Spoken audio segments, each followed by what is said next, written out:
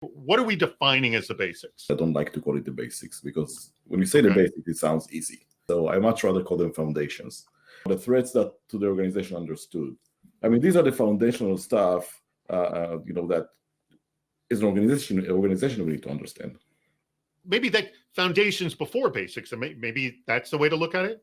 That's how I think about it. I would consider those administrative, those physical, and those technical safeguards, as those would be the type of things that I would call as basic or foundational controls in my mind. A lot of us are drawn to the glitzy stuff and are drawn to those other. It's hard not to. I would just say that.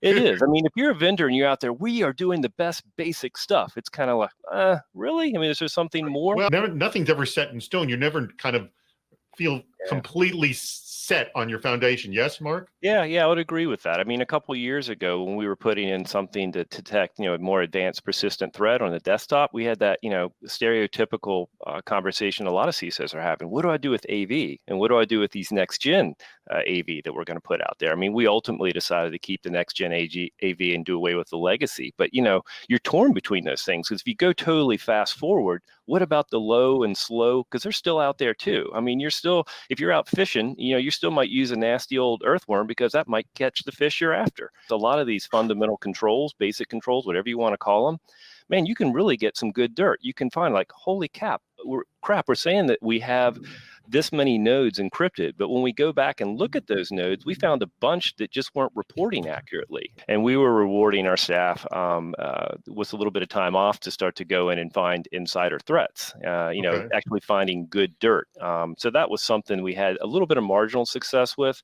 We do not hip for HIPAA walkarounds, and actually we just doing some this week. And basically we're going around and we slap on little Post-it notes that say not hip for HIPAA when we find like an unlocked laptop. We find PHI on a laptop, out in the desktop, those type of things. These basics are not perceived as sexy. And a lot of us want to do sexy and, real exciting things. But I think that perception's actually wrong. I do think there's a lot of rewards to finding some of the examples that we just spoke of earlier. You don't have those different things or the things that, management defined to begin with. What is your, acceptable loss? What is your risk appetite? Is there a charter? Is there a commitment from an organization perspective?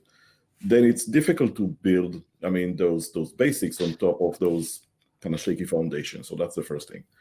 The second thing, I think we too often jump to technology and IT controls. When we think about it, for me, the basics oftentimes are not necessarily a technology problem or an IT problem. It's more of a cultural problem. Mm-hmm. How do we weave it into the DNA of the organization? Some companies don't even want to disclose the fact that they were a victim of an attack. So do you see value in collaborating with other companies on these topics? And if so, data privacy violation, I would think would be a kind of a basic concern people would have. So is that kind of your question there? Yeah, sure.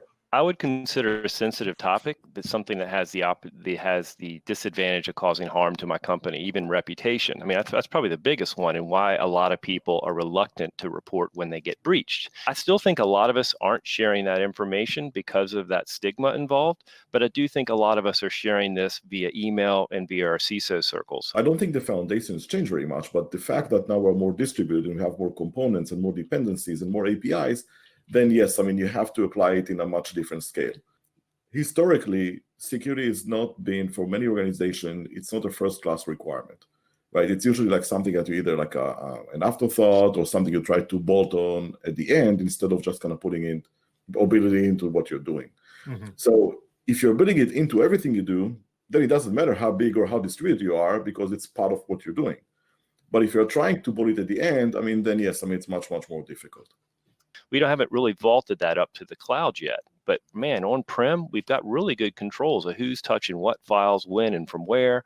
And we're just able to pull all that easily. Once we get up to the cloud, we kind of lose that ability to some extent. We're still playing around with some of the Azure and AIP controls, but it's a lot more challenging. Security is not built in by design, right? Because if you're building all those cloud services and all the security requirements were considered as part of the design, then we would have to have all those conversations about, okay, why Varonis are not ready for the cloud yet. The car is designed to be safe and secure, from the beginning. You consider that from the beginning. So why do we do security differently? A CISO's job or a security team's job is to show the value and the control. You shouldn't be spending, $5 on a 5-cent risk. So I think it's up to us to justify those type of things.